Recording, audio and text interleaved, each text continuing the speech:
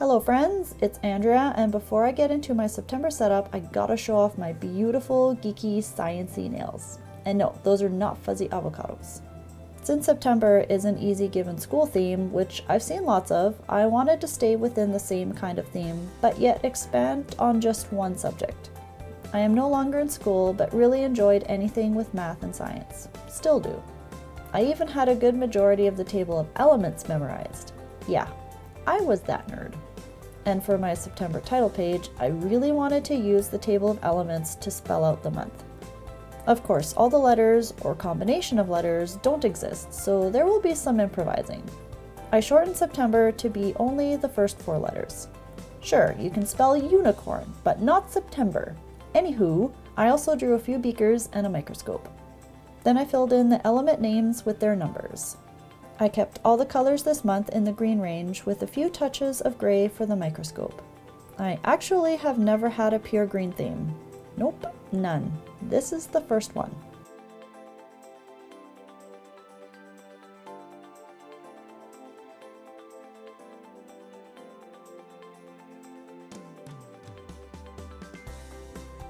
I colored in all the parts first for the calendar. I was worried that they might smudge my fineliner since the Micron is not waterproof. And as you can tell, I've gone back to the larger calendar. I felt like I wanted to switch it up. I'm still gonna have my 2 separate sections. You'll see those in a bit.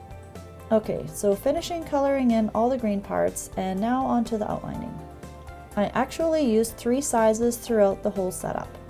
Oh, I forgot to mention earlier, but all the supplies I'm using will be listed in the description box below.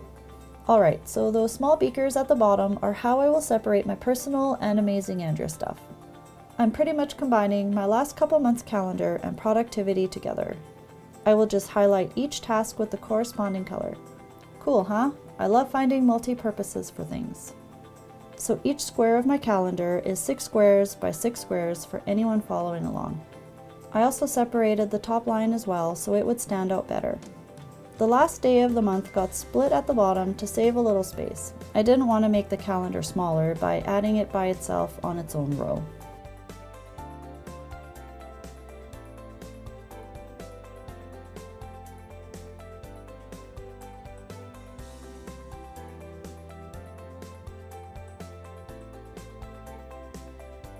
I had this idea to use black paper as kind of the chalkboard. I ripped the edges, first because it was fun, and second I thought it would look cooler than a straight cut edge. I used my tape roller to stick it to the page. I tried to get it as close to the edge as possible.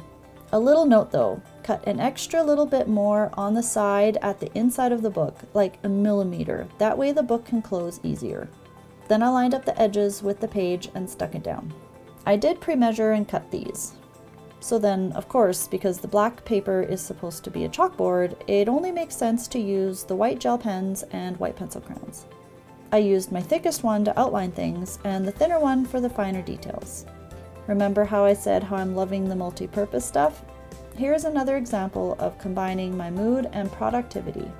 The level of the beaker will be how productive I am, and the color of the liquid inside the beaker will be the mood.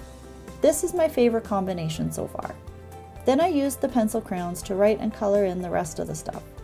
I love how the pencil crayon really looks like chalk. Some of you got a chance to see and guess the theme when I posted it on Instagram with my tiny little mood legend. I outlined this with the white on the chalkboard side and black on the plain page side. Also for this page, because I knew I would be drawing a bunch of beakers, I made a template of 6 beakers that I had cut out of a clear plastic page protector sheet with my Cricut. I actually made it so each one would fit within the given 3 squares by 6 squares in the journal, since that was the size they had to be to fit 30 on the page. I know, right? Math. I thought I showed the template sheet before I started, but I guess I show it after, right here. Then I added the tiny top of the bottle detail and numbered each beaker. Love it.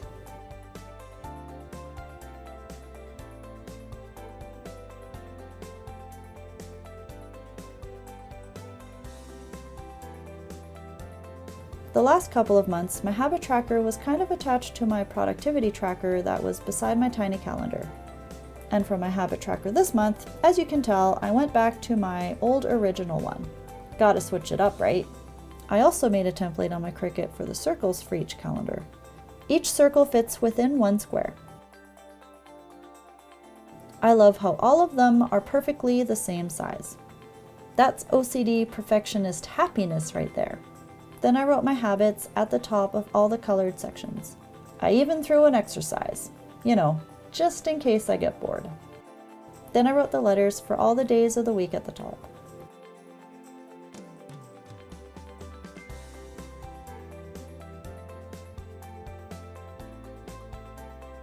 Does anyone else put pictures in their journal? Do you just add them randomly or have a designated page like I do? I really wanted to spell Polaroid for this page, but couldn't make all the letter combinations, so I had to improvise. Polaroid is a word now, because I said so. I also added the black paper to the bottom of the page. I drew a DNA string across it.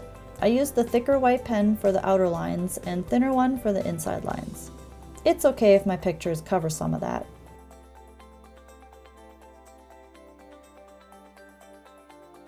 Next page is my brain dump page. I had a thinner piece of black paper and part of my title will go from one onto the other.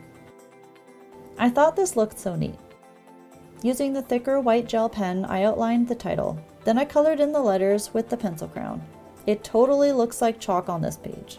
Then I outlined the letters and beaker with the black fineliner and drew the continuation of the DNA strand from the bottom of the Polaroid Memories page.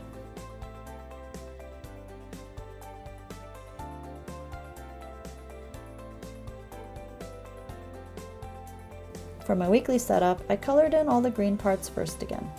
I tried to do all the same colors together so I didn't have to switch markers so much.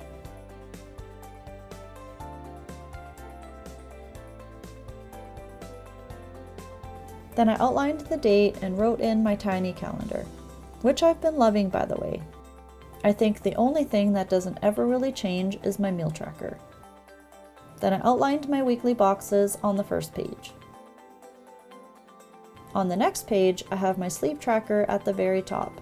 I made it look like a molecular structure, a made-up one, clearly. They are all connected. Each empty circle will get filled in with the hours of sleep. Look at me being all sciencey. H2O tracker, ha! I drew each day being a beaker that will get filled to each of the lines. Then I outlined the rest of the day boxes on this page. This leftover space will be my to-do section. The DNA strand at the top on this has the title included inside of it. In my head, it looked better than it turned out. On the left part of the daily boxes, I have more ripped paper.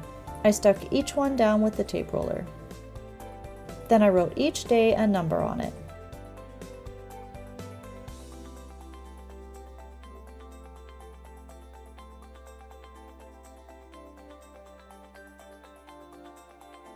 I really love how this one turned out. Might be among one of my favorite themes so far. If you try any of the spreads I have created, please tag me on Instagram at Amazing-Andrea1. That's with underscores. I would love to see your recreations. If you don't want to miss next month's setup, don't forget to hit that subscribe button. As always, thanks for watching, and I hope to see you next time.